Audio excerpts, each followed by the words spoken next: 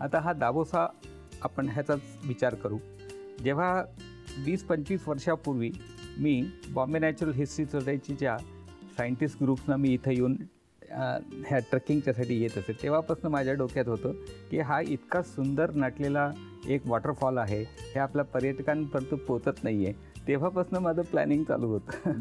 पण अनेक सरकारच्या नियम ह्याच्या अटीतनं सगळं बसवत तयार ॲक्च्युली सुरू करायला पुढं 10-12 वर्ष लागतात प्रत्येक रिसॉर्टला. कारण वनराई उभं करणं, त्याचे परमिशन्स आणणे, त्याचे सरकारी नियम पाळणे आणि मग पर्यटकांना आणून त्यांना दिसलं पाहिजे, तेव्हाच तर पुढं त्याला चालती होते. अशा एका ह्याच्यातनं आम्ही प्रत्येक रिसॉर्टच्या वेळेला बॅकग्राऊंडमध्ये बरेच रिसर्च होतो आणि मगच ते रिसॉर्ट उभं होतं. बाप. आणि मी याच प्रोफेशनमध्ये असल्यामुळे आणि शेफ असल्यामुळे मला हा प्रश्न म्हणजे अर्थात मी पण रिसॉर्ट्स वेगवेगळ्या ठिकाणी बघितलेले आहेत आणि काम केलेलं आहे, पण हे जे लोकेशन्स आहेत ते खरंच जायला थोडेसे वेळ लागणारे वगैरे आहेत. इथे सगळं मॅनेज करणं म्हणजे खूप मोठं चॅलेंज असेल हे सगळं, कारण की येणारे पर्यटक, त्यांच्या पार्टीज अरेंज करायचं, त्यांच्यासाठी जेवण करायचं, तर हे सगळं तुम्ही कसं काय मॅनेज करता एवढ्या सगळ्या ठिकाणी? ह्यातलं एक मुख्य पॉईंट असा आहे की लोकल जे तरुण आहेत हो, त्या लोकांना केटरिंगमध्ये, हाऊसकीपिंगमध्ये, हॉस्पिटॅलिटी बिझनेसमध्ये पूर्णपणे आधी आम्ही त्यांना ट्रेनिंग देतो आणि हे लोकल लोकांना इथंच काम मिळत असल्या कारणामुळे आमच्याकडं ती लोक कायमस्वरूपामध्ये 10-10, 15-15, 20-20 वर्ष जे कामगार काम करतात ते आज पण तुम्हाला ते दिसतील. आमच्याकडे इथून सोडून दुसरं असे गेलेलं मला तरी कोणी आठवत नाही, कोणी सोडून गेलेले आणि ते सगळे ट्रेंड आहेत. आणि म्हणजे मला असं वाटतं की म्हणजे या रिसॉर्टच्या सोबत स्थानिक लोकांना रोजगार पण त्याच्यातला एक भाग झालेला आहे दिसतो है ना. त्याच्यामुळे कारण की आज या प्रोफेशनमध्ये इतकं कठीण आहे सगळं, पण त्यात तुम्ही सगळं मॅनेज करता म्हणजे खरंच हॅट्स ऑफ, ग्रेट.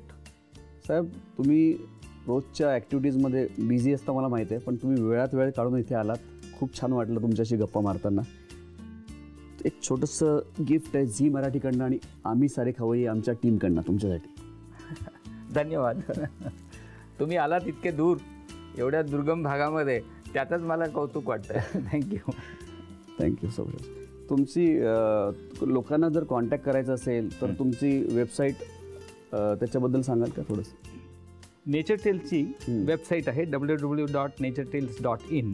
तुम्ही नेट ओपन केलं तर आपल्या जितके साईट्स आहेत त्या सगळ्या साईट्स कुठं आहेत, तिथं पोचायचं कसं, तिथली राहण्याची सुविधा काय आहे, तिथं ॲडव्हेंचर ॲक्टिव्हिटीज काय आहेत, तिथले रेट्स काय आहेत आणि कशा टाईपचे ग्रुप्स जाऊ शकतात, लहान मुलं जाऊ शकतात का, फॅमिली जाऊ शकतात का, म्हातारे जाऊ शकतात, म्हणजे पूर्णपणे तुम्हाला नेटवरती इन्फॉर्मेशन. हां, तसंच आमचं ठाण्याला ऑफिस आहे, हेड ऑफिस आहे. अच्छा.